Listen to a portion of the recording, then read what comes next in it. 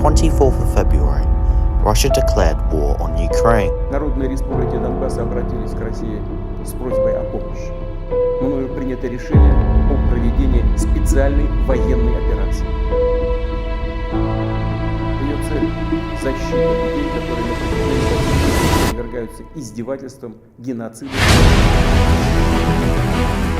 But was there really a reason to care?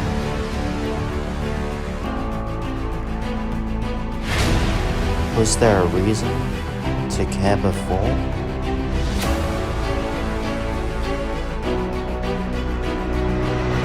Did we care in 2014? Did we care that Russia was trying to invade them before? Сегодня необходимо прекратить истерику, отказаться от ритуальной холодной войны и признать очевидную вещь.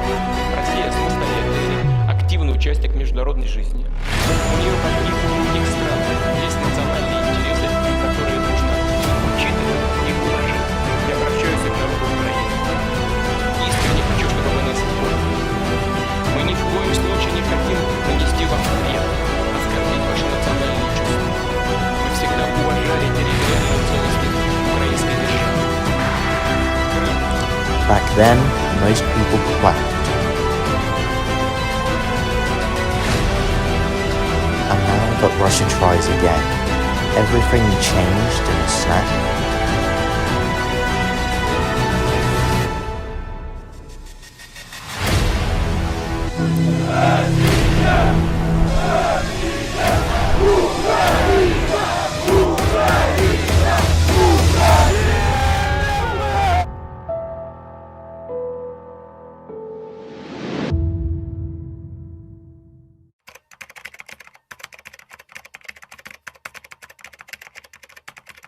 In 2022, Russia announces an invasion of Ukraine.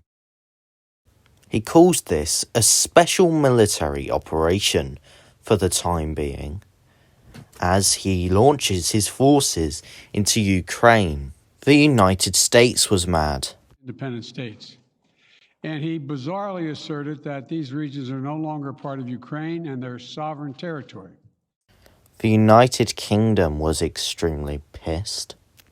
The House should be in no doubt that the deployment of these forces in sovereign Ukrainian territory amounts to a renewed invasion of that country.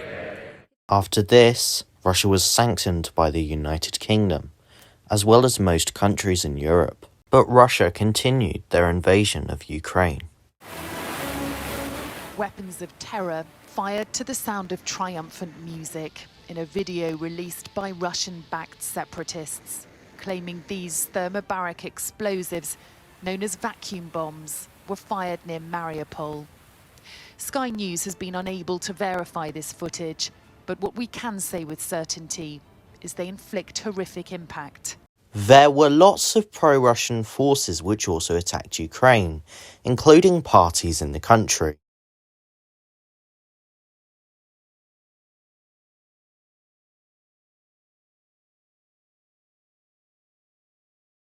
Those images I just showed you are the pro-Russian forces. Belarus also supported Russia for a while too. The Swedish and Finland's position. In 2022, Finland and Sweden were also threatened with war by Russia. Because of this, both of the Nordic countries expressed interest in joining NATO. Finland and Sweden have also sent their support to Ukraine. For Sweden, however, joining NATO will end decades of neutrality. Turkey, now known as Turkey, does not support Ukraine nor Russia. They are a neutral country on the war. However, they have been trying to resolve it. Peace talks began this morning as Russian forces continue to bombard civilian targets and Ukrainian forces take back some territory. Terry Moran starts us off from Lviv. Good morning, Terry. Good morning, George. Those peace talks have concluded for the day, and real progress, it looks like, was made. The Russian negotiator coming out and saying that Russia will reduce drastically military activity around Kyiv and another northern city in order, he said, to increase mutual trust for future negotiations and sign a peace deal with Ukraine. This morning, Ukrainian and Russian negotiators sitting down face-to-face in Turkey for high-stakes peace talks, and after 5 hours, signs of real progress. But still, the war goes on, and it doesn't seem like it'll be ending anytime soon. The Russian perspective. I'm pretty sure we have all seen the Ukrainian perspective of the war, since it is the only one shown in the media. However, although Russia is bad, it's about time that we see their perspective. I'm going to show you a video which should explain it. И для этого мы будем стремиться к демилитаризации и денацификации Украины, а также преданию суду тех, кто совершил многочисленные кровавые преступления против мирных жителей, в том числе и граждан Российской Федерации. If you didn't get that, from Russia's perspective, they are trying to invade Ukraine to denazify the country. Most Russians believe this, but some are not falling for his propaganda.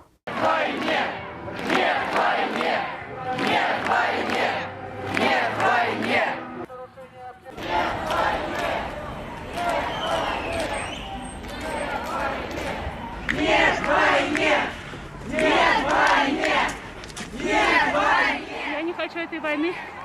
Почти никто ее здесь не хочет. Я хочу, чтобы весь мир увидел, что мы не хотим этого. A lot of people say that Russia was more justified in 2014. Reminder that the same guy was leading Russia in 2014 as he is now. Russia's war was not justified then, and it definitely isn't now. God save the Ukrainian and Russian people who do not want this war.